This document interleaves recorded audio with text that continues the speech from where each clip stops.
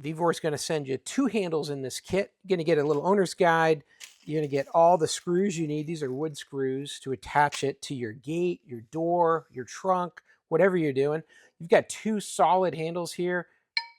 They're not hollow. These are solid all the way through. They're made out of steel. I can show you here. I got a little flashlight with a magnet on the back. Sticks right on the side there, and it holds it out there. I mean, this is strong connection to this steel. If I can lift it, yeah, I can even hold it.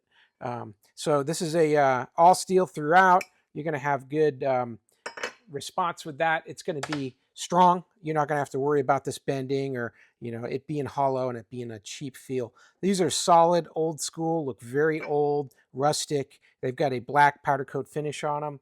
They're going to look great for any kind of project you've got where you need to use something with a more of a strong reinforced handle.